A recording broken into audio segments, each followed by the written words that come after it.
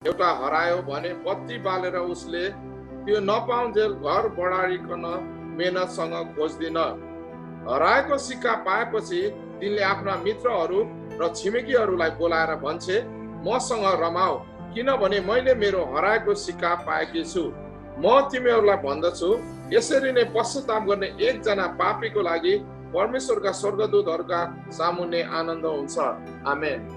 हुन्छ, धन्यवाद छ गोप्रेमजीलाई। अब यसलाई म अलिकति प्रश्न चाहन्छु यहाँहरू बिचमा।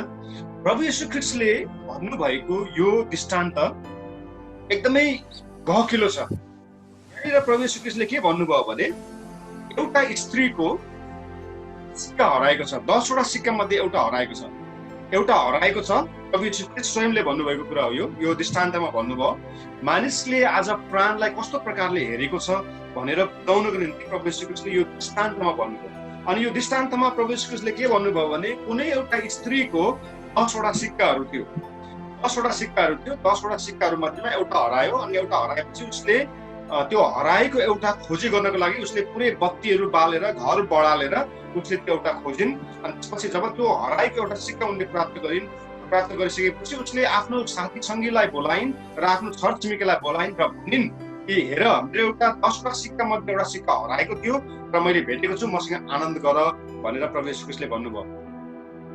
म यहाँहरूलाई यो कुरा अलिकति विचार गर्न लगाउँछु। पैसा रुपियाँ मध्येमा सिक्का चाहिँ सबैभन्दा न्यूनतम भेल्यु भएको पैसा हो। यहाँनिर नोटको कुरा गरेको छैन। प्रभु येशू ख्रीष्टले सिक्का भन्नुभयो। आज मलाई लाग्छ नेपालमा सिक्काको त कुनै अर्थै छैन। यहाँहरूले सिक्का लिएर बजारमा जानुभयो भने केही पनि आउँदैन। हुन सक्यो भने त्यो दोकानदारले हामीलाई गाली गर्नु सक्छ, सिक्का पो लिएर आएछ भनेर गाली गर्न सक्छ, होइन? सिक्काको कुनै पनि महत्त्व छैन। पैसा मध्येमा सिक्का चाहिँ सबैभन्दा न्यूनतम भ्यालु भएको अथवा त्यसको महत्त्व भएको पैसा हो।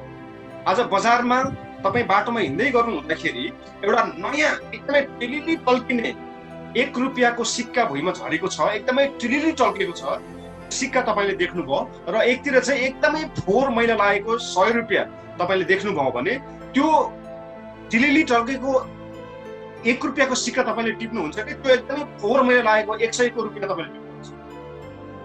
निश्चय नै हामी चाहिँ त्यो 100 रुपियाँ जतिसुकै फोहोर मैला लागे तापनि हामीले त्यो टिलिली टल्केको 1 रुपियाँको सिक्का हामी टिप्दैनौँ। हामीले चाहिँ जति नै फोहोर मैला लागे पनि 100 को नोट नै हामी टिप्छौँ। यसले के बताउँछ भने सिक्काको चाहिँ कुनै पनि महत्त्व छैन। हो, प्राचीन समयमा सिक्काको महत्त्व थियो होला, र अहिले सिक्काको कुनै पनि महत्त्व छैन। अहिले मैले यहाँलाई सोधेँ भने हजुरसँग सिक्का छ भने चाहिँ छैन, कोहीसँग पनि छैन। यहाँसँग सिक्का छैन, हो नोटहरू हुनसक्छ, यहाँसँग नोटहरू होला, तर सिक्का भने चाहिँ छैन। अनि यो घटनामा प्रभु येशू ख्रीष्टले के भन्नुभयो भन्दाखेरि चाहिँ त्यो स्त्रीले आफूसँग भएको 10 वटा सिक्काहरू मध्येमा एउटा हराएको छ। अब त्यसलाई हामी यसरी बुझ्न सक्छौँ, 1 रुपियाँ हुनको लागि 25 पैसाको सिक्का छ भने 4 वटा हुनु पर्यो, होइन? 25 पैसाको सिक्का चाहिँ 4 वटा छ भने 1 रुपियाँ हुन्छ। अब यहाँनिर यो स्त्रीले उसँग ठुलो पैसाहरू छैन यहाँनिर, होइन? अरूलाई आकर्षक पार्ने एउटा ठुलो कुरा उसले खरिद गर्ने कुरा केही पनि छैन त्यो स्त्रीसँग। उसँग भएको चाहिँ 10 वटा सिक्का मात्रै हो। अब हामीले अनुमान लगाउन सक्छौँ, अब त्यो 10 वटा सिक्कामा नेपालमा सायद अब 25 पैसाको सिक्का हुन्छ। अब 25 पैसाको सिक्का हो भने यो स्त्रीसँग 4 वटा सिक्का हुनुपर्छ। 4 वटा सिक्का मध्येमा एउटा हराएको हुनुपर्छ। 4 वटा सिक्काहरू मध्येमा एउटा हराएको हुनुपर्छ। यसलाई ध्यान लगाएर सुन्नुहोस् ल, यसले एउटा गहिरो अर्थ बनाउँछ तपाईँको हृदयमा। त्यो 4 वटा सिक्काहरू मध्येमा एउटा सिक्का हराएको थियो। अब तपाईँ हामीसँग 1 रुपियाँको 4 वटा सिक्काहरू छ। 1 रुपियाँको 4 वटा सिक्काहरू छ। अब त्यो 4 वटा सिक्का पनि वास्तवमा त्यसको कुनै पनि महत्त्व छैन। तपाईँले त्यो 4 वटा सिक्का लिएर बजारमा जानुभयो भने केही पनि आउँदैन। अब प्रभु येशू ख्रीष्टले के भन्नुभयो भने एउटा स्त्रीको 10 वटा सिक्काहरू थियो। त्यो 10 वटा सिक्काहरूमा चाहिँ एउटा हराएको छ, अर्थात् तपाईँ हामीसँग भएको 4 वटा त्यो 25 पैसाको सिक्कामा एउटा हरायो भने हराएपछि यो स्त्रीले के गरेको छ भन्दाखेरि चाहिँ उसँग भएको बाँकी जति पनि 9 वटा छ, 9 वटा सिक्कालाई चाहिँ उसले एकतिर पन्साएर त्यो हराएको एउटा सिक्का खोज्नलाई यो स्त्रीले के गरेको छ भने आफ्नो घर बढालेको छ। उसले बत्ती बालेको छ। त्यो बत्ती बाल्नको लागि सायद उसको हराएको सिक्का भन्दा बढी पैसा लाग्छ। त्यतिखेरको समयमा सायद यो स्त्रीले मोमबत्ती बालिनु होला अथवा टुकी बालिनु होला, जे पनि त्यतिखेरको समयमा उपलब्ध त्यो बालिनु होला। त्यो बाल्नको लागि उसको हराएको त्यो सिक्का भन्दा बढी पैसा लाग्थ्यो त्यहाँनिर, अथवा बढी खर्च हुन्थ्यो। तर यो सिक्का खोज्नको लागि चाहिँ यस स्त्रीले 9वटा सिक्का, आफूसँग भएको 9वटा सिक्कालाई एकातिर पन्साएर हराएको एउटा सिक्कालाई चाहिँ उसले खोजेकी छ। तपाईँ हामीले खोज्छौँ र त्यस्तो सिक्का खोज्दैनौँ नि, होइन? हराएछ राम्रै भयो, होइन? मलाई बोक्न भारी भइरहेको थियो, यो सिक्का हराएछ राम्रो भयो भन्थ्यौँ। अथवा तपाईँ हामीले बाटोमा अहिले त कस्तो चलन छ भने, नेपालमा त मलाई थाहा छैन, हङकङमा पनि त्यस्तै छ। त्यहाँनिर सेन्स भन्छ, 10 सेन्स 20 सेन्स 50 सेन्स भनौँ न, 4 आना 8 आना 12 आना 1 रुपियाँ भुइँमा झरेछ भने नानीहरूले पनि टिप्दैन। नेपालमा पनि त्यस्तै हो, टिप्दैन, त्यो झरेको छ भने टिप्दैन। किन टिप्दैन भन्दाखेरि चाहिँ त्यसको कुनै पनि महत्त्व छैन। तर यहाँनिर प्रभु यीशु ख्रीष्टले भन्नुभएको यो दृष्टान्तमा चाहिँ स्त्रीको हराएको 9वटा सिक्का मध्ये एउटा हराएको थियो। त्यो पाउनको लागि उसले सबै घरहरू बढालेको छ। घरहरू बढाउनु भन्नाले शुद्धिकरणको कुराहरू छ यहाँनिर, उसले शुद्धिकरण गरेको छ। त्यसपछि उसले बत्ती बालेको छ। बत्ती बाल्नु भनेको पवित्र आत्मा परमेश्वरमा भर पर्नुपर्ने कुराहरू। अनि यो स्त्रीले जब त्यो सिक्का खोज्नको लागि 9वटा उसँग भएको सिक्कालाई एकातिर पन्साएर उसले जब त्यो एउटा हराएको सिक्का प्राप्त गरिन्, त्यसपछि यो स्त्रीले के गरेको छ भने उसले सबैभन्दा पहिला आफ्नो साथी सङ्गीहरूलाई बोलाएको छ। तपाईँको हातमा एउटा सिक्का तपाईँले जब भेट्नुहुन्छ, त्यो सिक्का तपाईँले भेटेको, एउटा सिक्का भेटेको भनौँ न उपलक्ष्यमा तपाईँले आफ्नो साथीहरूलाई बोलाउनुहुन्छ र बोलाउनुहुन्न नि। यहाँ बाइबलले के भन्छ भने, येशू ख्रीष्टले के भन्नुभयो भने, त्यस स्त्रीले जब त्यो एउटा सिक्कालाई भेटिसकेपछि त्यो स्त्रीले गएर सबैभन्दा पहिला आफ्नो साथी सङ्गीलाई बोलाएको छ। त्यसपछि गएर आफ्नो इष्टमित्रलाई बोलाएको छ, छरछिमेकीलाई बोलाएको छ। त्यसपछि स्त्रीले के भनेको छ भन्दाखेरि, मेरो एउटा सिक्का 9वटा सिक्का मध्ये एउटा हराएको थियो, अनि आज मैले त्यो सिक्का पाएको छु र मसँग तिमीहरूले आनन्द गर भनेर त्यो स्त्रीले भनेको कुरा दृष्टान्तमा प्रभु येशू ख्रीष्टले भन्नुभयो। एउटा सिक्का पाउँदाखेरि छरछिमेकीहरूलाई बोलाउने अनि आफ्नो साथी सङ्गीहरूलाई बोलाउने र आनन्द गर्ने कुरा जुन छ नि, यो चाहिँ मानिसको प्राण हो। एउटा प्राण, त्यसको वचनको खण्ड पछाडि तपाईँले पढ्दै जानुभयो भने यहाँ के भनेको छ नि, एउटा प्राण यदि उद्धार मुक्ति पायो भने स्वर्गमा स्वर्गदूतहरूले रमाट गर्नेछन् भनेर परमेश्वरले भन्नुभयो। प्राण चाहिँ मानिसको दृष्टिमा, आज तपाईँ हाम्रो दृष्टिमा जसले हामी अन्तर्विन्ती गर्दैनौँ, आज मानिसको प्राणलाई तपाईँ हामीले सिक्का जस्तै ठानिरहेका छौँ। तर परमेश्वरको दृष्टिमा भने प्रत्येक मानिसको प्राण चाहिँ बहुमूल्य छ। किन आज तपाईँ हामीले हाम्रो परिवारका अन्य सदस्यहरू, किन उनीहरूलाई तपाईँ हामीले सुसमाचार सुनाउँदैनौँ? उनीहरूलाई सुसमाचार सुनाउनको निम्ति किन आज तपाईँ हाम्रो हृदयमा त्यो दर्शन बोझहरू आउँदैन? किन त उत्कट इच्छाहरू जाग्दैन? आज हाम्रा परिवारका सदस्यहरू उद्धार मुक्ति नपाइकन उनीहरू अनन्तताको लागि विनाशमा जाँदैछन्। वचनले तपाईँ हामीलाई बताएको छ, हामीले घरिघरि वचनहरू सुनेका छौँ। मण्डलीमा तपाईँ हामी आफैले अध्ययन गर्दाखेरि विभिन्न स्रोत साधनबाट तपाईँ हामीले यो वचन सुनिरहेका छौँ कि उद्धार मुक्ति चाहिँ येशू ख्रीष्टमा छ। यदि येशू ख्रीष्टलाई विश्वास गरेन भने त्यो व्यक्ति सदाको निम्ति नष्ट हुन्छ भन्ने कुरा तपाईँ हामीले सुनिरहेका छौँ। यसको वास्तविकता तपाईँ हामीले बुझिरहेका छौँ। तर पनि तपाईँ हाम्रो परिवारका सदस्यहरू अनन्तताको विनाशमा उनीहरू लागिरहेका छन्, तपाईँ हामी मौन छौँ। किनभने उनीहरूको प्राणलाई चाहिँ तपाईँ हामीले आज त्यो सिक्का जस्तै ठानेका छौँ भनेर यो दृष्टान्तले हामीलाई बताउँछ। आज ती मानिसहरूको प्राणलाई तपाईँ हामीले सिक्का जस्तो कुनै पनि मोल नभएको ठानेको कारणले गर्दाखेरि आज तपाईँ हामीले उनीहरूको निम्ति हाम्रो हृदयमा हामी कहिले पनि रोएका छैनौँ अरूको निम्ति। मलाई लाग्दैन, म एकदमै स्पष्ट भन्न चाहन्छु, मलाई लाग्दैन तपाईँहरू यहाँ जति पनि हुनुहुन्छ तपाईँले आफ्नो परिवारका सदस्यहरू जो प्रभुमा बाँचेका छैनन् उनीहरूको निम्ति प्रार्थना गर्दा अन्तर्विन्ती गर्दा तपाईँहरू कहिले पनि रुनु भएको छैन होला। हो, के अरे त्यो के भन्छ, यो एउटा अर्थहीन आँसु तपाईँले बगाउनु भएको छ होला, तर तपाईँको हृदयभित्र आफ्नो परिवारको उद्धार अनि मुक्तिको निम्ति कहिले पनि रुनु भएको छैन।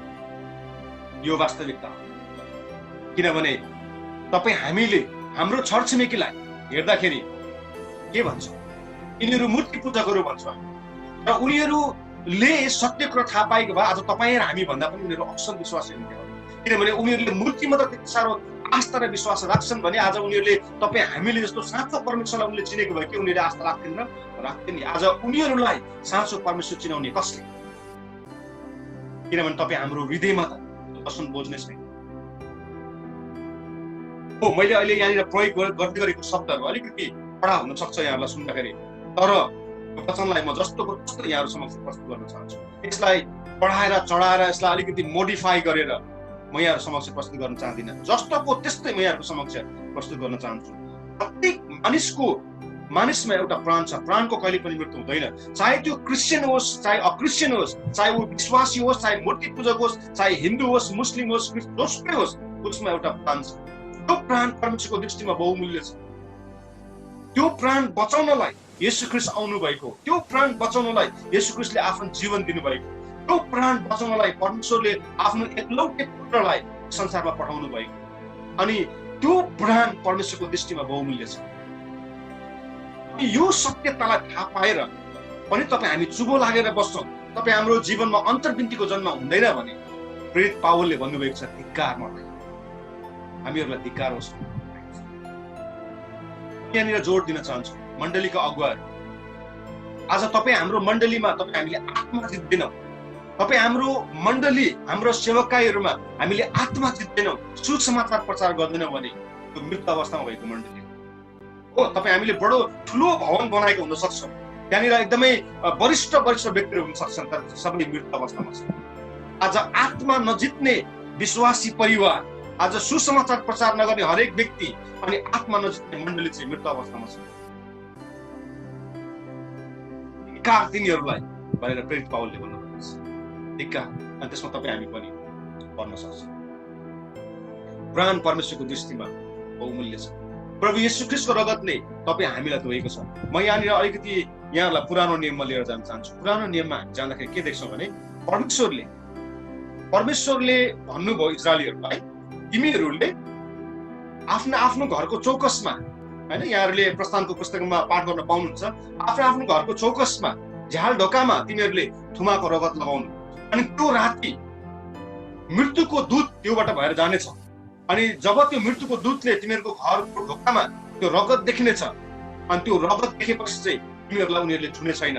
र जसको घरको ढोकामा रगत देखिने छैन त्यसलाई, अथवा मिस्रीहरूको पहिलो जन्मेकालाई उसले मार्नेछ भनेर परमेश्वरले भन्नु। अनि त्यो राति मृत्युको दूत सम्पूर्ण मिश्र देशबाट भएर गयो, हरेक सहरमा, हरेक घरमा, हरेक गल्लीमा त्यो मृत्युको दूत परमेश्वरले बोल्नु भएको थियो। अनि त्यो मृत्युको दूत जब त्यो राति आयो, अनि आइसकेपछि इजरायलीहरू आफ्नो घरभित्र थिए।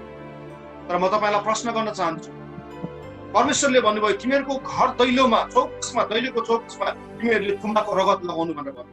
त्यो रगत कसले लगायो? कुन चाहिँ थुमाको रगत लगायो उनीहरू? त्यो रगत कसले लगायो? त्यो घरको ढोकाभित्र बस्नेहरूलाई थाहा थिएन कसले रगत लगायो। त्यहाँ रगत लागेको छ कि छैन त्यो पनि थाहा थिएन। कसले रगत लगायो त्यो पनि थाहा थिएन। मृत्युको दूत कतिखेर आउँछ त्यो पनि थाहा थिएन। को ढोकाभित्र ढोका बन्द गरेर उनीहरू बसेका थिए। अब उनीहरूको घरको ढोकाको बाहिर रगत आएको छ कि छैन त्यो पनि थाहा थिएन उनीहरू। कसले लगायो त्यो पनि थाहा छैन। सम्पूर्ण बाइबल हामीले अध्ययन गर्दाखेरि हामीले एउटा अनुमान चाहिँ के लगाउन सक्छौँ भने, हो उनीहरूको घरका मानिसले लगायो होला, त्यो रगत लगायो होला भन्ने हामी भन्न सक्छौँ। तर बाइबलमा त्यसको डिस्क्रिप्सन छैन। त्यो रगत इजरायलीहरूले देखेन। त्यो उनीहरूको घर दैलोमा लगाएको रगत इजरायलीहरूले देखेनन्, तर त्यो रगत परमेश्वरले देख्नु। यदि परमेश्वरले त्यो रगत नदेख्नु भएको भए, जुन रगत इजरायलीहरूले देखेनन्, उनीहरूले घर ढोका, आफ्नो घरको ढोकाहरू बन्द गरे, उनीहरू भित्र थिए र उनीहरूको घरको माथि चौकसमा रगत लागेको थियो। रगत इजरायलीहरूले देखेनन्, तर त्यो रगत परमेश्वरले देख्नु। यदि त्यो रगत उनीहरूको ढोकामा, घरको ढोकामा नलागेको भए त्यो मृत्युको दूतले उनीहरूलाई भस्म पार्छ। तर त्यो रगत इजरायलीहरूले देखेनन्, तर परमेश्वरले देख्नुभयो। त्यस कारणले गर्दा त्यो मृत्युको दूत त्यो राति त्यो बाटो भएर जाँदाखेरि उनीहरू बाँचे, रगतको कारणले गर्दा। आज येशू ख्रीष्टको रगतले तपाईँ हाम्रो सम्पूर्ण पाप अधर्मको प्रायश्चित गरिदिन्छ। येशू ख्रीष्टको रगतले तपाईँ हाम्रो पाप अधर्मलाई धोइदिन्छ। येशू ख्रीष्टको रगतलाई तपाईँ हामीले देखेका छैन। कसले देखेको छ यहाँ येशू ख्रीष्टको रगत? लामो समयदेखि विश्वास गर्नुहुने तपाईँ हामी कसले देखेको छ येशू ख्रीष्टको रगतलाई? हामीले बाइबलमा पढेका छौँ प्रभु येशू ख्रीष्टले 7वटा ठाउँमा रगत बगाउनु भयो, जसले गर्दाखेरि हाम्रो पापको प्रायश्चित भयो भनेर यो धर्मशास्त्र बाइबलमा लेखेको छ। र म तपाईँलाई प्रश्न गर्न चाहन्छु, कसले यहाँनिर येशू ख्रीष्टको रगतलाई देखेको छ? कसैले पनि देखेको छैन। अनि तपाईँ हामीले येशू ख्रीष्टको रगतलाई देख्नु आवश्यक छैन। तपाईँ हामीले चाहिँ मात्र येशू ख्रीष्टको रगतमा विश्वास गर्नु आवश्यकता छ। त्यो मिस्र देशमा त्यो राति इजरायलीहरूले त्यो थुमाको रगत उनीहरूको ढोकाको चौकसमा लागेको उनीहरूले देखेन र उनीहरूले मात्र परमेश्वरमा विश्वास गरे र परमेश्वरको आज्ञालाई उनीहरूले पालन गरे। परमेश्वरले भन्नुभएको थियो आफ्नो घरको ढोकाहरू बन्द गरेर तिमीहरू भित्र बस। अनि राति त्यो तिमीहरूको घरको गल्लीहरूबाट गएर त्यो मृत्युदूत जानेछ। अनि जब त्यो मृत्युको दूतले रगत खेल्छ त्यतिखेर तिमीहरूलाई बचाउनेछ परमेश्वरले भन्नुभयो। इजरायलीहरूले परमेश्वरको वचनमा विश्वास गरे र परमेश्वरको वचनलाई पालन गरे, यद्यपि उनीहरूले रगत दिएका थिएनन्। अनि त्यो रगत चाहिँ परमेश्वरले देख्नु भएको थियो। परमेश्वरले नदेख्नु भएको भएदेखि आज सबै इजरायलीको पनि मृत्यु हुने थियो। अनि आज येशू ख्रीष्टको रगत पनि त्यस्तै हो। तपाईँ हामीले येशू ख्रीष्टको रगतलाई देखेका छैनौँ र तपाईँ हामीले येशू ख्रीष्टको रगतलाई देख्नु आवश्यकता पनि छैन। तर तपाईँ हामीले के गर्नु आवश्यकता छ भने चाहिँ येशू ख्रीष्टले बगाउनु भएको रगतलाई तपाईँ हामीले विश्वास गर्नुपर्छ र परमेश्वरको वचनमा लेखेको कुराहरूलाई तपाईँ हामीले पालना गर्नुपर्छ। येशू ख्रीष्टको रगतले तपाईँ हाम्रो पाप अधर्मलाई कसरी धुन्छ हामीलाई थाहा छैन, तर परमेश्वरलाई थाहा छ।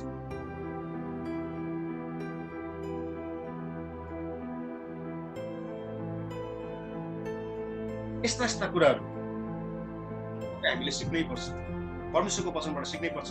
हाम्रो वचनको शीर्षक चाहिँ के छ भने अन्तर्वृत्ति। म अन्तर्वृत्ति विषय लिएर कुरा गर्दैछु र यी कुराहरू मैले तपाईँहरूलाई व्याख्या गरिनँ भने यहाँहरूले अन्तर्वृत्तिलाई बुझ्न सक्नुहुन्न। यदि तपाईँ हाम्रो जीवनमा अन्तर्वृत्तिको जन्म भएन भने हामी त्यो खोक्रो प्रार्थना, मलाई यो चाहियो, मलाई त्यो चाहियो, मेरो छोरालाई, मेरो छोरीलाई, मेरो श्रीमानलाई, मेरो श्रीमतीलाई मलाई यो चाहियो त्यो चाहियो मात्रै हामीले हाम्रो जीवनलाई बिताउँछौँ।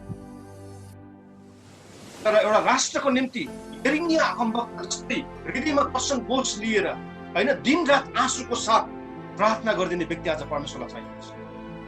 अनि त्यो व्यक्ति तपाईँ हामी भनेनौँ भने को भन्छ? कोही पनि भन्छ। किनभने आज मण्डली चाहिँ उसको आवश्यकता पूरा गर्नलाई मात्रै व्यस्त छ। आज मण्डलीका हरेक सदस्यहरू आफ्नो आवश्यकतालाई मात्रै उनीहरूले प्रार्थना गर्छ। अरूको निम्ति उनीहरूको आँखामा कहिले पनि आँसु आउँदैन। आफ्नो देशलाई, आफ्नो छिमेकीलाई देखेर आज विश्वासीहरूको आँखामा कहिले पनि आँसु आउँदैन। किनभने आफ्नो मान पूरा गर्न आज विश्वासीहरू एकदमै व्यस्त छन्, अस्त छन् अनि व्यस्त। अनि हाम्रो देश नेपालको लागि यतिखेर पापमा सुस्केर फेरिरहेको हाम्रो देश नेपाल, हाम्रो छरछिमेकीको निम्ति तपाईँ हामीले परमेश्वरसँग अन्तर्वृत्ति गरेनौँ भने कसले गर्छ? को आउँछ? अन्तर्वृत्ति त्यतिकै हुँदैन। अन्तर्वृत्तिको जन्म हुनुपर्छ तपाईँ हाम्रो हृदयमा। अन्तर्वृत्ति जन्माउन पर्छ अनि मात्रै तपाईँ हामीले अन्तर्वृत्ति गर्छौँ। अब ती 4वटा कुराहरू म तपाईँको अगाडि क्रमशः भन्दै जान्छु। अन्तर्वृत्ति जन्माउनको लागि परमेश्वरले उद्धार अनि मुक्ति सबैभन्दा पहिला एउटा व्यक्तिको निम्ति उहाँले तयारी गर्नुभएको छ। म यहाँनिर सुतेको देखिरहेको छु, नसुत्नुहोस् है। यहाँनिर सुतेको पनि मैले देख्दैछु। सुत्नुहुन्छ भने गएर बेडमा सुत्नुहोस्, किन है अप्ठ्यारो हुन्छ। गएर सुत्नु भन्छ, तपाईँ सुत्ने व्यक्तिहरू चाहिँ गएर सुत्नुहोस् बेडमा। 4वटा कुराहरू यहाँले हामी जानुपर्छ। उद्धार मुक्तिको विषय लिएर 4वटा विशेष कुराहरू तपाईँ हामीले जान्नुपर्छ।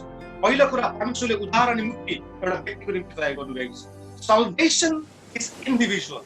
आज हरेक व्यक्तिलाई व्यक्तिगत रूपमा परमेश्वरले बचाउनुहुन्छ, त्यसको निम्ति परमेश्वरले तय गर्नुभएको छ। परमेश्वरले एउटा व्यक्तिलाई बचाउनुहुन्छ, त्यसपछि एउटा परिवारलाई बचाउनुहुन्छ, त्यसपछि राष्ट्रलाई बचाउनुहुन्छ, त्यसपछि संसारलाई बचाउनुहुन्छ भनेर बाइबलमा ती कुराहरू लेखेका छन्। यी 4वटा कुराहरू म तपाईँलाई परमेश्वरको वचनबाट देखाउँछु। तर त्योभन्दा अगाडि म यसलाई फेरि रिपिट गर्न चाहन्छु। परमेश्वरले उद्धार अनि मुक्ति कसरी तयार गर्नुभएको छ? उद्धार अनि मुक्ति के अरे सस्तो कुराहरू होइन। आज मण्डलीले जुन प्रकारले उद्धार अनि मुक्तिलाई बुझिरहेको छ त्यस्तो सस्तो छैन उद्धार अनि मुक्ति चाहिँ। आज मानिसको उद्धार अनि मुक्तिको निम्ति परमेश्वरले सबैभन्दा बहुमूल्य दिनु। प्रेरितको पुस्तकमा पत्रुसको पुस्तकमा लेखिएको छ कि हामी चाहिँ सुन चाँदी जस्तो करप्टेड अथवा त्यो नाश भएर जाने थोकले होइन, तर सबैभन्दा बहुमूल्य थोकले येशू ख्रीष्टको रगतले खरिद गरेको कुराहरू हामीलाई पत्रुसको पुस्तकले हामीलाई बताउँछ। हामीलाई उद्धार अनि मुक्ति, जुन उद्धार अनि मुक्ति परमेश्वरले दिनुभएको छ, तपाईँ हामीले बुझेको जस्तो यो सस्तो होइन। यो उद्धार मुक्ति सस्तो होइन। आज धेरै विश्वासीहरू आफ्नो जीवनमा आइपरेको समस्याको कारणले गर्दाखेरि, पारिवारिक समस्याको कारणले गर्दाखेरि, स्वास्थ्यको समस्याको कारणले गर्दाखेरि आज परमेश्वरले गर्नुभएको उद्धार मुक्तिलाई आज मानिसहरूले एकदमै सस्तो ठानिरहेका छन्।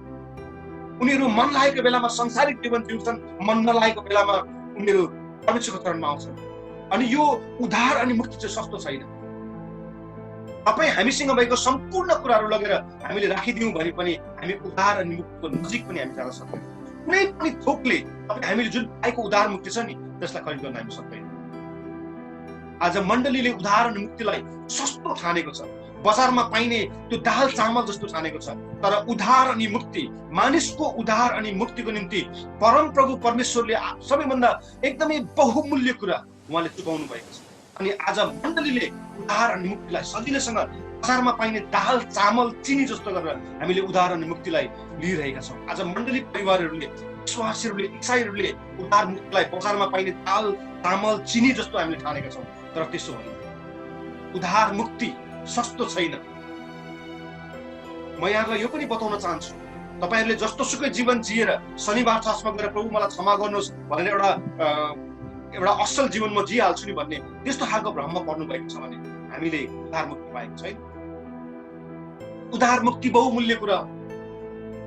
आज यो सुसमाचार, यो धर्मशास्त्र तपाईँ हाम्रो अगाडि आइपुग्नलाई धेरै मानिसहरूले आफ्नो परिवार गुमाएका छन्। श्रीमानले श्रीमती गुमाएको छ, श्रीमतीले श्रीमान गुमाएको छ, बाउले छोरा गुमाएको छ, आमाले छोरी गुमाएको छ। मानिसहरू अङ्ग भङ्ग भएका छन्। त्यस कारणले मात्र यो परमेश्वरको वचन तपाईँ हाम्रो बिचमा आएको छ। तपाईँ हामीले के ठानेका छौँ? यो वचन सजिलैसँग आएको तपाईँ हाम्रो अगाडि, यो तपाईँ हाम्रो बिचमा अगाडि आउनको निम्ति, यहाँसम्म आइपुगेर यसलाई सुन्नको निम्ति आज धेरै परिवारको बलिदान यसमा छ। मानिसहरूलाई उनीहरूले सिंहको खोरमा, जुन सिंहको खोरमा आगोमा उनीहरूले हालिदिएका थिए, यो बचाउनलाई, यो शुभ सुसमाचार तपाईँ हाम्रो अगाडि ल्याउनलाई उनीहरूले आफ्नो जीवन गुमाएका छन्, परिवार गुमाएका छन्, आफूसँग भएको सबै कुराहरू गुमाएका छन्। त्यस कारणले गर्दा यो परमेश्वरको सन्देश तपाईँ हाम्रो अगाडि आएको छ। यो साधारण कुराहरू होइन। आज यो परमेश्वरको सन्देश तपाईँ हामीले आत्मा बचाउनलाई, प्राण बचाउनलाई के गरेका छौँ? हाम्रो के छ सहभागिता यसमा? केही पनि छैन। किनभने हामीमा त्यो अन्तर्विन्ती नै छैन। हाम्रो आवश्यकता पुरा गर्नलाई हामी भौतारी लिएको छौँ। आज मण्डली आफ्नो आवश्यकता पुरा गर्नलाई भौतारी लिएको छ। तपाईँ हाम्रो छिमेकीहरू, तपाईँ हाम्रो परिवारका सदस्यहरू आज उद्धार अनि मुक्ति नपाएर उनीहरू अनन्तताको लागि नष्ट भइरहेका छन्। तपाईँ हाम्रो आँखामा आँसु आउँदैन। यदि परमेश्वरले तपाईँ हाम्रो प्रार्थना सुनिदिनु भएन भने, उहाँले तपाईँ र मैले इच्छा गरेको कुराहरू पुरा गरिदिनु भएन भने हामी रुन्छौँ, हाम्रो आँखामा आँसु आउँछ। तर हाम्रो परिवारका अन्य सदस्यहरू, हाम्रा छिमेकीहरू, हाम्रो राष्ट्र त्यो पापमा दिन प्रतिदिन नष्ट भइरहेका छन्। उनीहरूलाई सम्झेर हाम्रो आँखामा कहिले आँसु आउँछ। कस्तो खालको विश्वासी हौँ हामी? के उद्धार मुक्ति पाएका छौँ हामी? उद्धार मुक्ति सस्तो छैन। उद्धार मुक्ति बजारमा खरिद गर्ने कुराहरू होइन।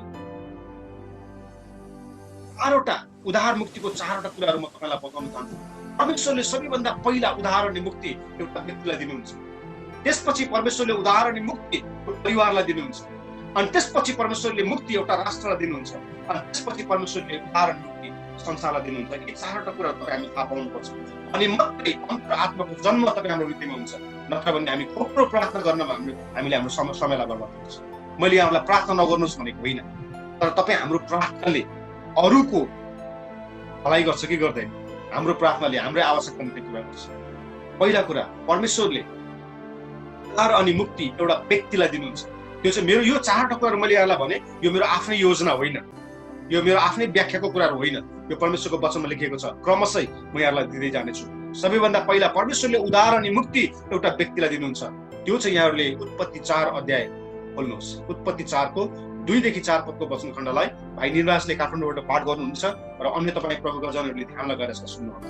उत्पत्ति 4 अध्यायको 2 देखि 4 पदसम्म।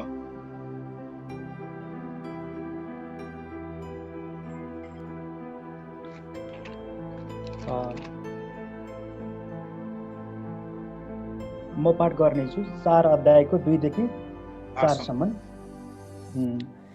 फेरि तिनले कैनको भाइ हाबिललाई जन्माइन्। हाबिल भेडा गोठाला भए र कैन चाहिँ भूमिको खेती कृषानी गर्ने भए। केही समय बितेपछि कैनले परमप्रभु कहाँ भूमिको उब्जनीबाट केही ल्याए। तर हाबिलले आफ्ना भेडाको बगालबाट पहिले दियाएका पाठाहरूको बोसो भाग ल्याए। परमप्रभुले हाबिल र तिनको भेटी ग्रहण गर्नुभयो। धन्यवाद छ भाइलाई। अब यहाँनिर हामी के देख्छौँ भने सबैभन्दा पहिलोचोटि मानवीय इतिहासमा सबैभन्दा पहिलोचोटि परमेश्वरलाई अर्पण गर्नको निम्ति यहाँनिर यी दाजुभाइहरूले कैन र हाबिलले परमेश्वरलाई अर्पण गर्नको निम्ति भेटीहरू ल्याएका छन्। अब यो भेटीहरू चाहिँ कस्तो छ भने भाइले चाहिँ यहाँनिर रगत ल्याएको छ भने दाजुले चाहिँ फलफुलहरू लिएर आएको छ। अब यो वचनलाई मैले यहाँहरू समक्ष प्रस्तुत गर्दाखेरि हामीले धेरैचोटि यो विषयबाट हामीले सुनेका हुन सक्छौँ। अब यहाँनिर मानिसले के पनि भनेको हामीले सुनेका छौँ भने कैनले चाहिँ परमेश्वरलाई मनपर्दो कुरा ल्याएन तर हाबिलले चाहिँ मनपर्दो कुरा ल्यायो भनेर कतिचोटि हामीले आफैले पनि व्याख्या गरेको र अरूले पनि भनेको हामी सुन्न सक्छौँ। तर यहाँनिर चाहिँ कस्तो अवस्था थियो भने त्यो प्राचीन समयमा मानव इतिहासमा सबैभन्दा पहिला परमेश्वरको निम्ति ल्याउने त्यो बलिदान जब ल्याए त्यतिखेर यी दुई दाजुभाइहरूले एउटाले असल एउटाले खराब ल्याएको होइन। हामीले धेरैचोटि सुन्ने गरेका छौँ दाजुले खराब ल्यायो भाइले असल ल्यायो, त्यही भएर परमेश्वरले भाइको ग्रहण गर्नुभयो दाजुको ग्रहण गर्नु भएन भनेर हामीले धेरैचोटि त्यस्तो भनेको सुनेका छौँ। तर त्यसो चाहिँ होइन हो, त्यो कुनै दृष्टिकोणबाट त्यो हुन सक्छ। तर वास्तविकतामा चाहिँ कैन चाहिँ खेतमा काम गर्ने व्यक्ति थियो भने हाबिल चाहिँ उसको भाइ चाहिँ त्यो गाई बस्तुहरू पाल्ने व्यक्ति थियो। अब आफूले जे व्यवसाय गरेको छ त्यहीबाट ल्याउने त हो। अब भाइले यहाँनिर गाई बस्तुको व्यवसाय गरेको छ भने दाजुले चाहिँ खेत किसानीको व्यवसाय गरेको छ। अनि यी दुवै दाजुभाइहरूले चाहिँ परमेश्वरको अगाडि परमेश्वरलाई चढाउने बलिदान चाहिँ उनीहरूले सबैभन्दा उत्कृष्ट उनीहरूको पहुँचमा भएको उनीहरूको औकात अनुसार उनीहरूले सबैभन्दा उत्कृष्ट बलिदान चाहिँ परमेश्वर ल्याएका थिए। एउटाले रगत ल्याएको थियो भने अर्कोले चाहिँ आफ्नो खेतमा उब्जनी भएको सबैभन्दा उत्कृष्ट फलफुलहरू चाहिँ परमेश्वर अगाडि ल्याएको थियो। र वचनले भन्छ परमेश्वरले उसको दाजु कैनको अथवा त्यो फल फ्रुटलाई चाहिँ अथवा त्यो फुल अथवा भनौँ कैनको जुन बलिदानलाई चाहिँ परमेश्वरले इन्कार गर्नुभयो र हाबिलले रगत ल्याएको थियो त्यसलाई स्वीकार गर्नुभयो भनेर वचनले हामीलाई बताउँछ। यो भनेको अर्थ चाहिँ के हो भने यी दुईजना दाजुभाइहरूले आफूमा भएको पहुँच आफ्नो औकात अनुसार सबैभन्दा उत्तम कुरा परमेश्वरलाई चढाउनलाई उनीहरूले ल्याएका थिए। र परमेश्वरले यहाँनिर के देखाउनु भयो भन्दाखेरि चाहिँ मानिसको उद्धार अनि मुक्ति चाहिँ मानिसको प्रयासबाट, मानिसको ज्ञान बुद्धिबाट, मानिसको क्षमताबाट, मानिसको योग्यता र दक्षताबाट हुँदैन। मानिसको उद्धार अनि मुक्ति चाहिँ मात्र रगतबाट हुन्छ भनेर देखाउनलाई परमेश्वरले हाबिल अथवा भाइको जुन उसले रगत ल्याएको थियो त्यसलाई चाहिँ उहाँले स्वीकार गर्नु उहाँलाई चाहिँ उहाँले इन्कार। उद्धार अनि मुक्ति मानिसको प्रयासले हुने होइन। उद्धार अनि मुक्ति तपाईँ हाम्रो आफ्नै प्रयासले हुने होइन। तपाईँ हामीले राम्रो काम गरेर हामी असल देखिएर हामी शिक्षित भएर हाम्रो उद्धार अनि मुक्ति हुने होइन। मानिसको प्रयासले उद्धार मुक्ति हुँदैन। उद्धार अनि मुक्तिको प्रबन्ध चाहिँ परमप्रभु परमेश्वर स्वयंले मिलाउनुहुन्छ अनि उद्धार अनि मुक्तिको प्रबन्ध चाहिँ रगतमा छ भनेर परमेश्वरले यो वचनबाट हामीलाई स्पष्ट देखाउनु। रगत किनभने हाबिलले भाइले चाहिँ रगत लिएर आएको अनि पछि गएर नयाँ नियममा भनेको छ there is no salvation without remission of sin, no remission of sin without shedding of blood। रगत नबगाइकन कुनै पनि पापको मुक्त हुँदैन भनेको छ नयाँ। अनि भाइले चाहिँ यहाँनिर रगत लिएर आएको छ। मानिसको पापले परमेश्वरलाई तपाईहरुले 10 आज्ञा पढ्नु भएको छ भने 10 आज्ञामा 10 वटा आज्ञा परमेश्वरले इस्राएललाई दिनुभयो। व्यवस्थामा ती 10 आज्ञाहरू उल्लेख छन् अनि 10 वटा आज्ञा मध्येमा 6औं आज्ञा चाहिँ हो तिमीले हत्या नगर्नु। 10 वटा आज्ञा मध्येमा परमेश्वरले 6औं आज्ञा दिनुभएको चाहिँ thou shall not kill, तिमीले हत्या नगर्नु भनेर परमेश्वरले व्यवस्थामा त्यो कुरा उल्लेख गर्नुभयो। तर मानिसको पापले परमप्रभु परमेश्वरलाई हत्या गर्न बाध्य तुल्यायो। तपाईलाई थाहा छ आदम र हव्वालाई जब परमेश्वरले अदनको बगैँचाबाट लखेट्नुभयो, लखेट्नु भन्दा अगाडि परमप्रभु परमेश्वर जसले व्यवस्थामा भन्नुभयो तिमीले हत्या नगर्नु, उहाँ परमेश्वरले मानिसको पापको कारणले गर्दाखेरि एउटा निर्दोष जानवरको थुमाको उहाँले हत्या गर्नुभयो अनि त्यसको छाला ल्याएर आदम र हव्वालाई उहाँले पहिराइदियो। आज हामीले उद्धार मुक्तिलाई कसरी बुझेका छौँ? चर्चमा जाने हालेलुया भन्ने बाइबल पढ्ने त्यो उद्धार मुक्ति होइन। मैले अलिकति कडा गरेर तपाईहरुलाई यो वचन किन भन्दैछु भने म तपाईहरुलाई यहाँ यो अनलाइनमा मात्रै म देख्न चाहदिन, म तपाईहरुलाई परमेश्वरको राज्यमा पनि देख्न चाहन्छु। यो मेरो प्रार्थना। अनि मैले तपाईँहरूलाई परमेश्वरको राज्यमा देख्न निम्ति मैले परमेश्वरको वचनलाई जस्तोको तस्तै तपाईँको अगाडि प्रस्तुत गर्नुपर्छ। यसलाई बङ्गाएर टिङ्गाएर कसैलाई मन दुख्छ कि कसैलाई हृदय दुख्छ कि कसैलाई अप्ठ्यारो हुन्छ कि त्यस्तो प्रकारले होइन, जस्तोको तस्तै मैले तपाईँको अगाडि प्रस्तुत गर्नुपर्छ। अनि तपाईँहरूले यसलाई जस्तोको तस्तै बुझ्नुपर्छ नि गर्नु, अरू वैकल्पिक बाटो छैन। अनि रगत, यो रगत एउटा व्यक्तिको लागि थियो। हाबिलले चढाएको रगत परमेश्वरले ग्रहण गर्नु, अनि त्यो चाहिँ एउटा व्यक्तिको लागि उद्धार अनि मुक्तिको कुरा थियो भने दोस्रो चाहिँ परिवारको लागि। एउटा व्यक्तिले जब उद्धार मुक्ति पाउँछ त्यसपछि उसको परिवारले उद्धार मुक्ति चाहेको परमेश्वर चाहनुहुन्छ। कतिचोटि हामी चाहँदैनौँ। प्रेरित पावलले आफ्नो पत्रमा भन्नुभएको छ, तिमीले उद्धार मुक्ति पाइसकेपछि तिमीद्वारा तिमीको परिवारले उद्धार मुक्ति पाउनेछ भनेर भन्नुभएको छ। यसलाई तपाईँ हामीले बुझ्नुपर्छ। परमेश्वरले उद्धार मुक्ति तपाईँ र मेरो लागि मात्रै होइन। आज हाम्रो परिवारमा थुप्रै सदस्यहरू छन्, तर म मात्रै आज एउटा राम्रो विश्वासी भएर केही पनि हुँदैन। परमेश्वरको योजना चाहिँ तपाईँ हाम्रो परिवारको लागि। परमेश्वरले तपाईँ हाम्रो परिवार बाँचेको चाहनुहुन्छ अनि तपाईँ हाम्रो परिवार बचाउनको निम्ति परमेश्वर आफै आउनुहुन्न। परमेश्वरले तपाईँ हामीलाई पठाउनु भएको छ। आज हाम्रो परिवारको अगाडि जसले मूर्ति पूजा गरिरहेका छन्, तपाईँ हामीले कस्तो साक्षी दिइरहेका छौँ। यसलाई म उत्पत्ति 22 अध्यायबाट प्रश्न गर्न चाहन्छु। मैले सुरुमै भने यो मेरो आइडिया होइन, यो परमेश्वरको वचनमा लेखिएको छ कि एउटा परिवारले उद्धार मुक्ति पाओस् भन्ने परमेश्वरको योजना छ। उत्पत्ति 22 अध्याय यिनीहरूले खोल्दै गर्नु हुँदाखेरि यसलाई पाठ गरिदिन पूर्व छापाबाट विष्णु थापाज्यूलाई म अनुरोध गर्छु। उहाँले उत्पत्ति 22 को 11 देखि 14 पदको वचनखण्डलाई पाठ गर्नुहुनेछ। अनि तपाईँले लेखेर राख्नुहोस् या ध्यानसँग पनि सुन्न सक्नुहुन्छ।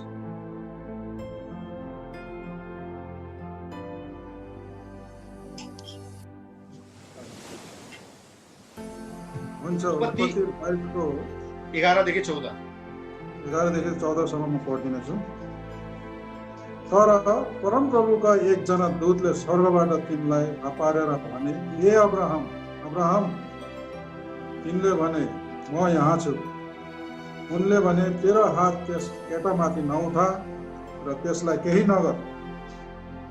अब मैले थाहा पाएँ तैँले परमेश्वरको भय मान्दा रहेछस्, किनकि तेरो छोरो, तेरो एकमात्र छोरालाई पनि मबाट तैँले रोकेर राखिनस्। अब्राहमले माथितिर हेरेर एउटा भेडा हारीमा सिङ अल्झेर फसेको देखे। अब्राहमले गएर त्यस भेडालाई ल्याए र तिनका छोराको सट्टामा त्यसैलाई होम बलि गरे। 14 मा लेखेको छ, यसकारण अब्राहमले त्यस ठाउँको नाउँ परमप्रभुले जुटाउनुहुन्छ राखे। परमप्रभुको डाँडामा जुटाइनेछ भनी आज पर्यन्त भनिन्छ। आमेन। हुन्छ, धन्यवाद छ यसलाई वचनको वचन पढाइमा परमेश्वर आशीष दिनुभएको छ। अब यहाँनिर अर्को एउटा कुरा हाम्रो अगाडि आएको छ। अघि मैले यहाँलाई भन्दै थिएँ, परमेश्वरले 10 वटा व्यवस्था दिनु हुँदाखेरि, उहाँले 10 वटा आज्ञा दिनु हुँदाखेरि त्यो 10 वटा आज्ञा मध्येमा 6औं आज्ञा चाहिँ थियो, तिमीले हत्या नगर्नु। तिमीले हत्या नगर्नु भन्ने परमेश्वरको निर्देशन थियो मानिस जातिलाई भने आज परमप्रभु परमेश्वर स्वयंले अब्राहमलाई उसको छोरालाई हत्या गर्ने निर्देशन दिँदै हुनुहुन्छ। तपाईँ हामीले हाम्रो पापको गन्दगीलाई, पापको दुर्गन्धलाई तपाईँ हामीले महसुस गर्नुपर्छ, थाहा गर्नुपर्छ। आज तपाईँ हाम्रो पापको कारणले गर्दाखेरि त्यो परमेश्वर जसले मानिस जातिलाई हत्या गर्नु हुँदैन भनेर निर्देशन दिनुहुने परमेश्वरले आज ती मानिस जातिलाई भन्दै हुनुहुन्छ, तैँले आफ्नो छोरालाई लगेर मैले देखाउने पहाडमा, मोरियाको पहाडमा लगेर त्यसलाई बलिदान गर, त्यसको हत्या गर भनेर परमप्रभु परमेश्वरले भन्दै हुनुहुन्छ। तपाईँ हाम्रो पाप कति साह्रो घिनलाग्दो छ परमेश्वरको दृष्टिमा, हामीले कहिले विचार गरेका छौँ? हाम्रो पाप परमेश्वरको दृष्टिमा यति साह्रो घिनलाग्दो छ। स्वयं परमप्रभु परमेश्वरलाई नै यो भन्न बाध्य तुल्याइरहेको छ। तपाईँ हाम्रो पापले परमप्रभु परमेश्वरलाई नै यो बाध्य तुल्याइरहेको छ कि अब एउटा मानिसलाई परमेश्वरले भन्दै हुनुहुन्छ, गएर तेरो छोरालाई होम बलि गर। होम बलि गर भनेको चाहिँ काटेर टुक्रा टुक्रा पारेर त्यसलाई जिउँदै जलाउनु हो। होम बलि भनेको सम्पूर्ण रूपले जलाएर नष्ट गर्नु हो। आज उहाँ परमेश्वरले भन्दै हुनुहुन्छ, जुन परमेश्वरले मानिसलाई भन्नुभयो तिमीले हत्या नगर, आज उहाँ परमेश्वरले भन्दै हुनुहुन्छ, आफूले प्रतिज्ञा गर्नुभएको अब्राहमलाई भन्दै हुनुहुन्छ, तेरो छोरालाई लगेर मैले देखाउने पहाडमा त्यसलाई काटेर त्यसलाई बलिदान गर भनेर परमेश्वरले भन्दै हुनुहुन्छ। हामीलाई कस्तो लाग्छ? तपाईँ हामीले पुगेको परमेश्वर मानिसको बलिदान चाहने परमेश्वर हो र? आज बाल देवताको ती बाल देवताहरूले पो त अन्य ती शैतानिक जति पनि देवताहरू छन् उनीहरूले पनि मानिसको बलिदान चाहे।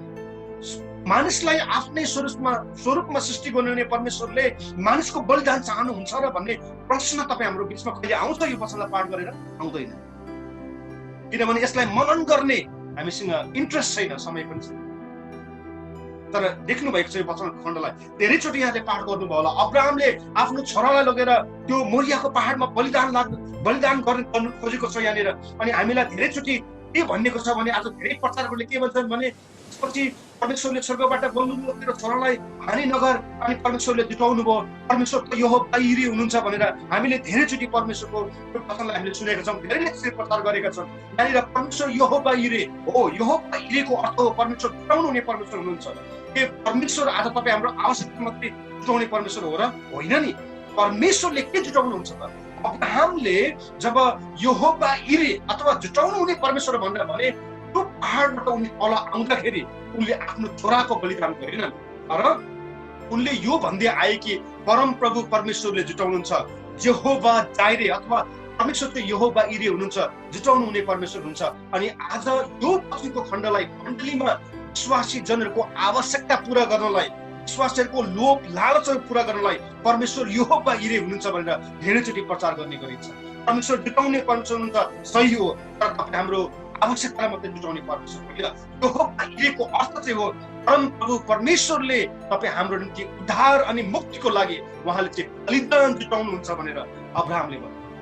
यो वचनको खण्ड चाहिँ यहोवा इरे भनेको चाहिँ तपाईँ हाम्रो आवश्यकता मात्रै पूरा गर्ने होइन, तर यहोवा इरे अथवा जेहोवा जाइरे भनेको अर्थ चाहिँ परम प्रभु परमेश्वरले थुमा जुटाउनुहुन्छ। मानिसको अपराधलाई, मानिसको पापलाई धुनको लागि उहाँले थुमा जुटाउनुहुन्छ भनेर। अनि यसरी परमेश्वरले मानिसको बलिदानद्वारा होइन, मानिसको क्षमता र योग्यताद्वारा होइन, तर परम प्रभु परमेश्वर स्वयंले अब्राहमको परिवारको निम्ति उनीहरूको पाप अनि उद्धार र मुक्तिको निम्ति परमेश्वरले थुमा जुटाउनु भयो। त्यो चाहिँ थियो एउटा परिवार। अब तेस्रो, परमेश्वरले राष्ट्रको निम्ति उद्धार अनि मुक्ति उपलब्ध गराउनुहुन्छ।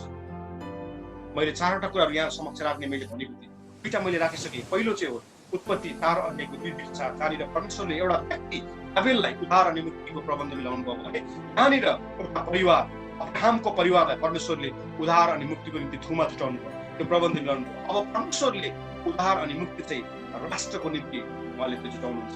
बुझ्नलाई म यहाँहरूलाई दोस्रो इतिहासको पुस्तकमा लिएर जान चाहन्छु। यहाँहरूले दोस्रो इतिहासको पुस्तक 29 अध्यायलाई खोल्दै गर्नुहुँदाखेरि यसलाई पाठ गर्नुको निम्ति म अनुरोध गर्छु बहिनी कल्पना घलेललाई, झापा बिर्तामोडबाट बहिनी कल्पना घलेलले पहिलो इतिहासको पुस्तक 29 अध्यायको 21, 22 र 23 पदलाई उहाँले पाठ गर्नुहुनेछ र हामी सबैजना ध्यान लगाएर सुन्नेछौँ।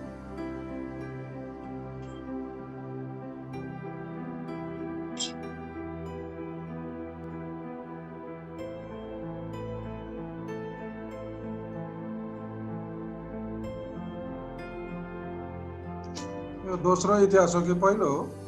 पहिलो चाहिँ हामी पहिलो इतिहास हो, मैले अघि दोस्रो भने, दोस्रो चाहिँ सेकेन्ड खण्डमा हामी हेर्छौँ, तर पहिलो इतिहास 29 अध्यायको 21 देखि 23 पदसम्म। Okay, thank you bro. लेखिएको छ पहिलो इतिहास 29 को 21 देखि कतिसम्म? 23सम्म। हजुर, यहाँ लेखिएको छ शीर्षकमा सोलोमन राजा स्वीकार गरिएका। सुन्दै हुनुहुन्छ आवाज? यहाँ 21मा भोलिपल्ट तिनीहरूले परम प्रभुको निम्ति बलिदान चढाए र उहाँलाई होम बलि गरी 1000 साढे 1000 भेडा 1000 हिमा र 3 का साथसाथै तोकिएको अर्ध बलिसित इजरायलीको निम्ति अरू प्रशस्त बलिदान चढाए। त्यसरी ठुलो आनन्दसित परम प्रभुको सामु तिनीहरूले त्यस दिन खानपान गरे। त्यसपछि तिनीहरूले दोस्रो खेप दाउदका छोरा सोलोमन राजालाई स्वीकार गरे र परम प्रभुको सामु तिनलाई राजा र सादोकलाई चाहिँ पुजारी अभिषेक गरे। यसरी सोलोमन आफ्ना पिता दाउदको सट्टा परम प्रभुको सिंहासनमा राजा भएर विराजमान गरे। तिनको उन्नति भयो र सबै इजरायलीहरूले तिनको हुकुम पालना गरे। आमेन। धन्यवाद छ बहिनीलाई। र म यसलाई अलिकति क्लियर गर्नको लागि अझै एउटा हामी खण्डलाई पाठ गर्छौँ। म बहिनीलाई फेरि अनुरोध गर्छु, बहिनी कल्पनालाई। भर्खरै बहिनीले पाठ गर्नुभयो पहिलो इतिहास 29 अध्यायको 21 देखि 30 पदमा यहाँ हामी के देख्छौँ भने यहाँनिर इजरायलीहरूले परमेश्वरको अगाडि, इजरायली भन्नाले एउटा राष्ट्रले, अब चाहिँ यहाँहरूले त्यसरी बुझ्नुभयो, इजरायल एउटा राष्ट्र हो। अनि इजरायलले चाहिँ के गरेको छ भने उनीहरूले त्यहाँनिर विभिन्न प्रकारको बलिदानहरू चढाएको छ। अनि बलिदान चढाइसकेपछि दाउदपछि सोलोमनलाई उनीहरूले इजरायलमाथि अथवा एउटा राष्ट्रमाथि उनीहरूले राजा अभिषेक गरेका छन्। अनि यहाँनिर थुप्रै बलिदानहरू पकाएको छ। अब परमेश्वरले अब त्यो बलिदान जो उनीहरूले चढाए, राजा सोलोमनलाई उनीहरूले राजा नियुक्त गरे, त्यसपछि जब उनीहरूले चढाए त्यसलाई परमेश्वरले स्वीकार गर्नुभयो। त्यसलाई चाहिँ हामी दोस्रो इतिहास 7 अध्यायमा हेर्छौँ। दोस्रो इतिहास 7 अध्यायको 1, 2, 3 पदलाई पढ्नमा फेरि अनुरोध गर्छु बहिनीलाई। दोस्रो इतिहास 7 अध्यायको 1 देखि 3 पदमा जब सोलोमनले यो प्रार्थना गरिसके तब स्वर्गबाट आगो झरियो र आगोले होम बलि र बलिदानहरू भस्म गर्यो। अनि परमप्रभुको महिमाले मन्दिर भरियो। परमप्रभुको महिमाले उहाँको मन्दिर भरिएकोले गर्दा पुजारीहरू त्यसभित्र पस्न सकेनन्। आगो झरिसकेको र परमप्रभुको महिमा मन्दिरमा बसिरहेको जब सबै इजरायलीहरूले देखे तब ढुङ्गाको पेटीमा तिनीहरू भुइँसम्मै घुप्टो परेर दण्डवत गर्दै यसो भनेर परमप्रभुलाई धन्यवाद दिए, परमप्रभु भला हुनुहुन्छ किनकि उहाँको प्रेम सदा सर्वदै रहिरहन्छ। आमेन। धन्यवाद छ बहिनीलाई। यसलाई म अलिकति अब यहाँ समस्या व्याख्या गर्छु ल, अलिकति म क्लियर गर्न चाहन्छु। यहाँनिर इजरायलीहरूले परमप्रभु परमेश्वरलाई बलिदान चढाएको छ। यहाँ चाहिँ एउटा व्यक्तिको कुरा छैन, यहाँ चाहिँ एउटा परिवारको कुरा छैन, यहाँ चाहिँ इजरायलीहरू भनेपछि एउटा राष्ट्रको कुरा छ। सम्पूर्ण इजरायलीहरूले a nation or the state of Israel सम्पूर्ण राष्ट्रले चाहिँ के गरेको छ भन्दाखेरि चाहिँ अब उनीहरूले बलिदानहरू चढाएको छ। तपाईँले पछि हेर्नुभयो भने त्यहाँनिर थुप्रै बलिदानहरू चढाएको छ। त्यहाँनिर 22,000 गोरुहरू काटिएको छ अनि 1,20,000 भेडाहरूको बलिदान त्यहाँनिर चढाएको छ। त्यो चाहिँ एउटा राष्ट्रको निम्ति थियो। अनि त्यसपछि परमेश्वरले भर्खरै हामीले देख्यौँ, बहिनीले पाठ गर्नुभयो, दोस्रो इतिहास 7को 1 देखि 3 मा चाहिँ परमप्रभुको जब त्यो रगतहरू त्यहाँनिर बगाइयो त्यसपछि परमप्रभुको महिमाले त्यो मन्दिर भरियो भनेर यहाँनिर लेखेको छ। भनेको अर्थ चाहिँ जब त्यो राष्ट्रले, एउटा व्यक्तिले होइन, एउटा परिवारले होइन, तर जब एउटा राष्ट्रले त्यो रगत चढायो अनि त्यसपछि चाहिँ परमप्रभु परमेश्वरको महिमाले मन्दिर भरियो भनेर यहाँनिर लेखेको छ।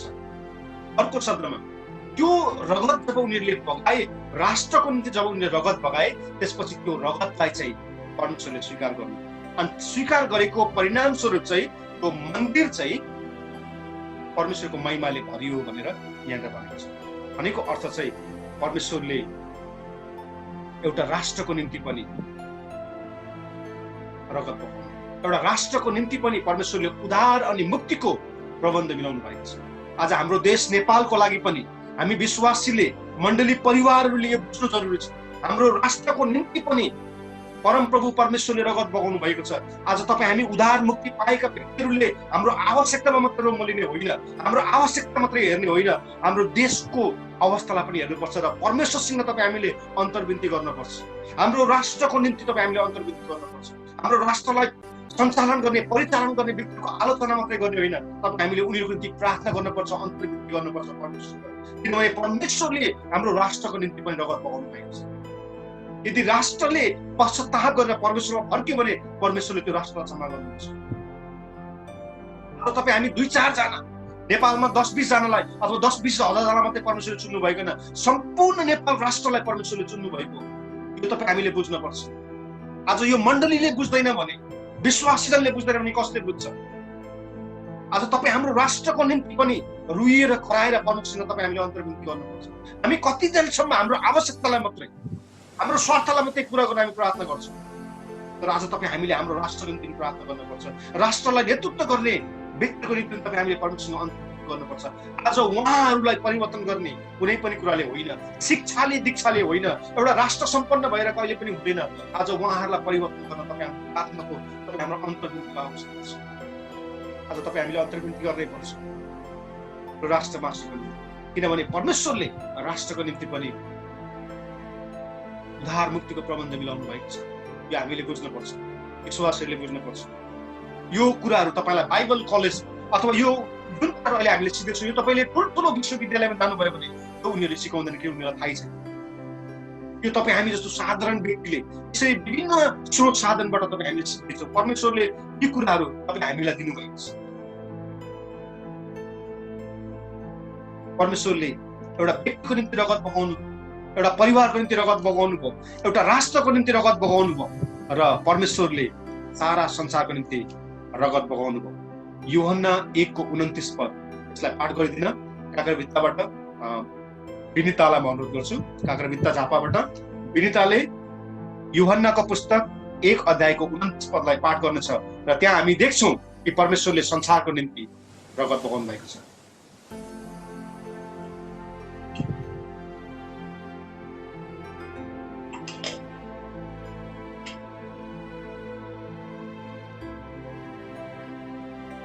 यहाँ यूहन्ना 1:29 पदमा यसरी भनिएको छ, भोलिपल्ट उनले येशूलाई आफूतिर आइरहनु भएको देखेर भने, हेर संसारको पाप उठाइ लैजाने परमेश्वरको थुमा।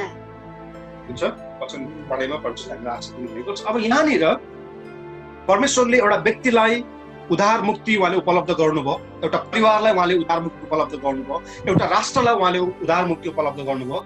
अब यहाँनिर परमेश्वरले यो संसारको निम्ति उद्धार अनि मुक्ति उहाँले उपलब्ध गर्नुभएको छ। पानीको बक्समा दिने यूहन्नाले येशू ख्रिस्टलाई जब यर्दन नदीको छेउमा आफूतर्फ आइरहेको देखे उनले 3000 वर्ष अगाडि, अब उनले के भने, हेर संसारको पाप उठाइ लैजाने थुमा, एउटा व्यक्तिको पाप उठाइ लैजाने थुमा होइन, एउटा परिवारको मात्रै पाप उठाइ लैजाने थुमा होइन, एउटा राष्ट्रको मात्रै पाप उठाइ लैजाने थुमा होइन, तर संसारको पाप उठाइ लैजाने परमेश्वरको थुमा भनेर येशू ख्रिस्टलाई उनले सम्बोधन भनेको अर्थ चाहिँ परमेश्वरले आज तपाईँ हामीलाई व्यक्तिगत रूपमा, हाम्रो परिवारलाई, हाम्रो राष्ट्रलाई, यो संसारलाई पनि परमेश्वरले थुमा उपलब्ध गराइदिनु भएको छ। यो वास्तविकतालाई यदि तपाईँ हामीले बुझ्यौँ भने र प्रत्येक मानिसको शरीरमा चाहिँ एउटा अनन्तताको प्राण छ र त्यो बाँचिन पर्छ भनेर यसलाई तपाईँ हामीले बुझेको खण्डमा मात्रै तपाईँ हाम्रो जीवनमा अन्तर्वृत्तिको जन्म हुन्छ। अनि मात्रै तपाईँ हामी हाम्रो परिवारको निम्ति, हाम्रो राष्ट्रको निम्ति, हाम्रो छर छिमेकीको निम्ति र यस संसारको निम्ति हामी परमेश्वरसँग अन्तर्वृत्ति गर्न सक्छौँ। नत्र भने चाहिँ तपाईँ हाम्रो त्यो खोक्रो प्रार्थना, हाम्रो आवश्यकता पूरा गर्ने प्रार्थना मात्रै, मलाई यो पुगेन, मलाई त्यो पुगेन, मलाई यो भएन, मलाई त्यो भएन भन्ने तपाईँ हाम्रो विश्वासको जीवनको अन्त हुन्छ। अनि तपाईँ हामीले हाम्रो राष्ट्रको निम्ति अन्तर्वृत्ति गर्न सक्छौँ। आज परमेश्वरसँग अन्तर्वृत्ति गर्ने, परमेश्वरसँग बातचित गर्ने भनेको चाहिँ तपाईँ हामी हो। संसारका व्यक्तिहरूले आज परमेश्वरसँग उनीहरू बातचित गर्न सक्दैन, त्यो अधिकार उनीहरूलाई छैन। किनभने वचनमा लेखिएको छ, जो जतिले प्रभु येशू ख्रिस्टलाई विश्वास गरे उनीहरूलाई मात्रै परमेश्वरले आफ्नो सन्तान हुने हक दिनुभयो भनेर भनेको छ। आफ्नो सन्तानले मात्रै आफ्नो आमा बाबासँग आफ्नो जाहेरीहरू, आफ्नो आवश्यकताहरू उसले जाहेर गर्न सक्छ, अरूले गर्न सक्दैन। आज संसारको निम्ति, राष्ट्रको निम्ति, आज तपाईँ हाम्रो छर छिमेकीको निम्ति परमेश्वरसँग अन्तर्वृत्ति गर्ने चाहिँ तपाईँ अरूले गर्न सक्छ। दे हेभ नो राइट, उनीहरूसँग त्यो राइट छैन, त्यो अनुमति छैन। मात्र तपाईँ हामीले अन्तर्वृत्ति गर्नुपर्छ। तपाईँ हामीले अन्तर्वृत्ति गरेनौँ भने कसले गर्छ? अनि अन्तर्वृत्ति गर्नको लागि चाहिँ तपाईँ हामीले यी 4वटा कुराहरू जो तपाईँलाई मैले भने, अहिले यो जुन वचनको सेवा सकिन्छ त्यसपछि यसलाई तपाईँले पाठ गर्नुहोस्, यो वचन खण्डलाई हेर्नुहोस्। यदि मैले भनेको कुरामा कहीँ त्रुटि छ भने, मैले आफ्नै कुराहरू तपाईँलाई व्याख्या गरेको छु भने तपाईँले मलाई भन्न सक्नुहुन्छ। तर यो कुरा यदि परमेश्वरको वचनबाट छ भने यसलाई तपाईँ हामीले आज नै, अहिले नै ग्रहण गर्नुपर्छ। यो वचनले भने अनुसार तपाईँ हामीले जिउनुपर्छ। हामी सधैँ घिस्रेर हिँड्ने विश्वासी होइन। तपाईँ हामी अलिकति सर उचालेर अन्य कुराहरू देख्ने विश्वासी, यो परमेश्वरको इच्छा हो। तपाईँ परमेश्वरले कहिले पनि चाहनुहुन्न एउटा व्यक्ति जन्मेपछि ऊ बढ्नुपर्छ, हुर्किनुपर्छ, परिपक्व बन्नुपर्छ, त्यसपछि उसले एउटा छाप छोड्नुपर्छ। यो परमेश्वरको म आशा गर्छु आजको यस अध्ययनले तपाईँ हाम्रो जीवनमा अन्तर्वृत्तिको जन्म दिनेछ। अन्तर्वृत्ति भनेको आफ्नो लागि होइन, अन्तर्बिन्ती भनेको अरूको निम्ति। आज एउटा व्यक्तिलाई देख्दाखेरि तपाईँलाई कस्तो लाग्छ? एउटा व्यक्ति जब घरको ढोकाबाट बाहिर निस्किनुहुन्छ, त्यो व्यक्तिले प्रभुलाई चिनेको छैन, उसलाई देख्दाखेरि तपाईँको मनमा के आउँछ? के सोच्नुहुन्छ तपाईँले उसलाई देख्दाखेरि? धेरै विश्वासीले के सोच्छन् म तपाईँलाई बताउँछु। यो त अधर्मी व्यक्ति, यो त मूर्ति पूजक व्यक्ति, यो परमेश्वरलाई नचिनेको व्यक्ति, यदि आज यसको मृत्यु भयो भने भोलि यो नर्क जान्छ। हामी सजिलोसँग त्यसरी जजमेन्टल हुन्छ, हामी त्यसरी भन्छौँ। तर उसलाई देखेर, त्यो व्यक्तिलाई देखेर तपाईँको हृदयमा दुःख लाग्दैन भने तपाईँ हाम्रो उद्धार अनि मुक्ति फाइदा भयो। तपाईँ हाम्रो परिवारका सदस्यहरू पापमा दिनदिनै नष्ट भइरहेका छन्, उनीहरूलाई देखेर तपाईँ हामीलाई केही यस्तो पनि लाग्दैन हामीले उद्धार मुक्ति पाएको के फाइदा? प्रभु येशू ख्रीष्टले भन्नुभयो, तिमीहरू संसारको निम्ति ज्योति हो, तिमीहरू संसारको निम्ति नुन हो भने। यो हामीले जान्नु जरुरी छ। यो वचनलाई म यही नै राख्न चाहन्छु। अनि हिजो काम गर्ने ठाउँमा मैले दुईजना व्यक्तिहरूलाई देखेँ। दुवैजना व्यक्तिहरू हङकङ जस्तो ठाउँमा, अब यहाँनिर प्रायः जस्तो मान्छेहरू मागेर हिँड्दैनन् यहाँनिर, किनभने एउटा रिच सिटी भनेर भन्छ, एकदमै धनी छ यो ठाउँ, मान्छेहरू मागेर हिँड्दैनन् यहाँनिर। मान्छेहरू यस्तो ठाउँमा पनि मागेर हिँड्छन्, उनीहरूले मागेर ती माग्ने मान्छेहरूको मैले हुलियाएर हेरेँ। त्यो माग्ने मान्छेहरूले हामीले भन्दा महँगो जुत्ता लगाएको छौँ, एडिडासको, नाइकको, बोसिनीको जुत्ताहरू लगाउँछौँ। अनि उनीहरूको हातमा घडी तपाईँ हाम्रो भन्दा महँगो हुन्छ। उनीहरूसँग पैसा कि त्यो हुँदैन, टेकेर हिँड्ने, उनीहरू व्हिल चेयरमा हिँड्छ, उनीहरू मागेर हिँड्छ। सरकारले देख्यो भने उनीहरूलाई कानुन गर्छ, किनभने हङकङमा माग्ने अनुमति छैन। किनभने जति पनि माग्ने छ त्यसमा सरकारले नै पाल्छ। ठाउँ ठाउँमा सिटीहरूमा उनीहरूलाई घरहरू बनाइदिएको छ, तर मान्छे अझै पनि त्यो ट्रेन स्टेसनहरूतिर मागेर हिँड्छ। मैले जो दुईटा त्यस्तो देखेँ। एउटा व्यक्ति चाहिँ माग्ने मात्रै होइन, त्यो व्यक्ति चाहिँ पुरै त्यो व्यक्तिलाई चाहिँ हामीले बाटोतिर देख्छौँ नि होइन, त्यो पुरै अब दिमाग खराब भएको, दिमागले काम नगरेको त्यो व्यक्तिलाई मैले देखेँ। अनि एउटा सिटी थियो त्यहाँनिर, म काम गर्ने एउटा ठुलो सपिङ कम्प्लेक्स छ, त्यहाँनिर त्यो व्यक्तिलाई मैले देखेँ। त्यो व्यक्ति ढोकामा उभिएको थियो। अर्को व्यक्तिले त्यहाँको सिक्युरिटी गार्डले आएर हाल्दै त्यहाँबाट अर्डर नउभिने भनेर। त्यो व्यक्ति बुढो अलिकति भनौँ न 50 वर्ष नागेको, पुरै अब थाङ्ने कपडा पनि च्यातेको, यो कपाल पनि नधुएको, अब खुट्टा पनि फुट्सकेको, त्यो ढोकामा उभिएको थियो, त्यो महलको ढोकामा।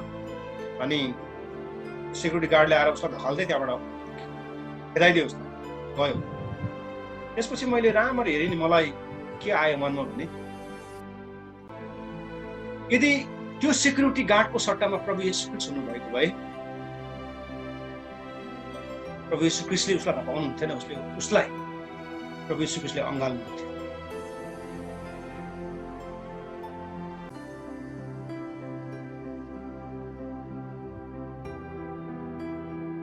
मैले त विचार,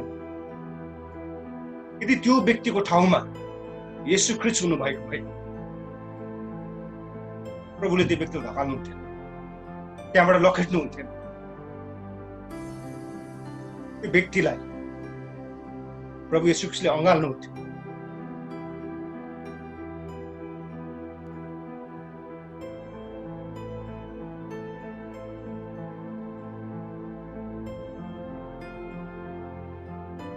अनि मलाई साँच्चै रुन आयो काम, म रोएँ पनि त्यहाँ।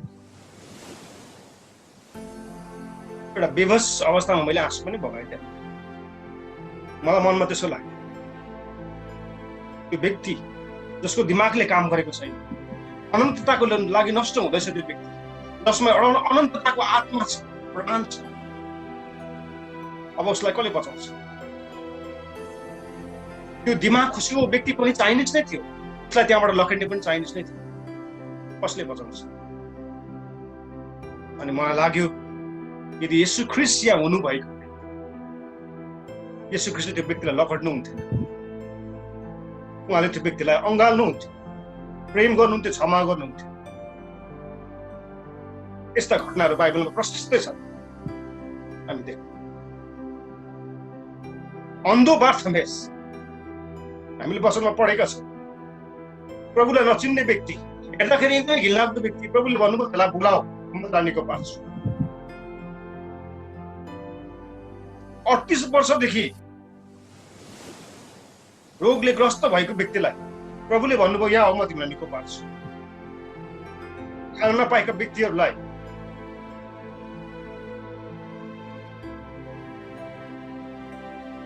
र आज तपाईँ हामीहरू र मण्डलीको ढोकामा त्यस्तो व्यक्ति आयो भने हामी लखेट्ने गर्छौँ, हामी लखेट्छौँ सब व्यक्तिहरूलाई। तर प्रभु यीशु ख्रीष्ट हुनु भएको भए उहाँले त्यसो गर्नु थिएन।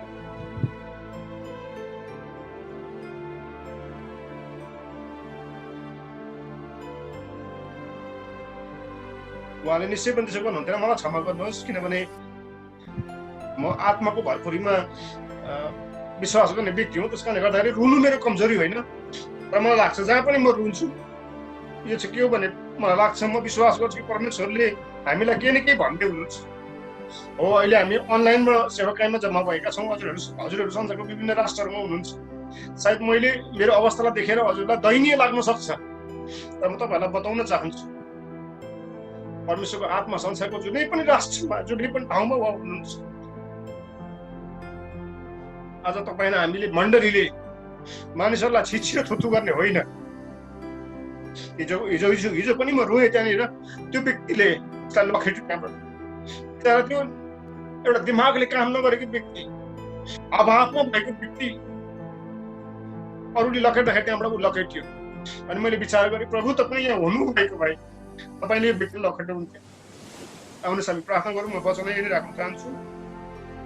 परमेश्वर पिता, हामी तपाईँको चरणमा आउँछौँ यस समयमा, अनि म विश्वास गर्छु कि तपाईँको आत्मा हाम्रो बिचमा हुनुहुन्छ। र प्रभु हामी साँच्चै नै हामी बदलिन चाहन्छौँ प्रभु। हामी धेरै स्वार्थी भएका छौँ प्रभु। सांसारिक कुराले, सांसारिक वैभवले हाम्रो आँखालाई बन्द गरिदिएको छ प्रभु।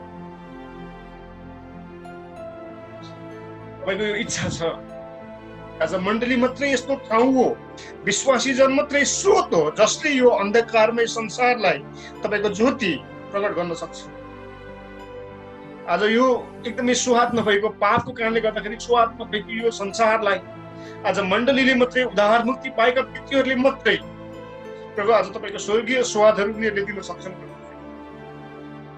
अनि त्यसको निम्ति प्रभु तपाईँले हामीलाई चुन्नु भएको, छान्नु भएको प्रभु छ।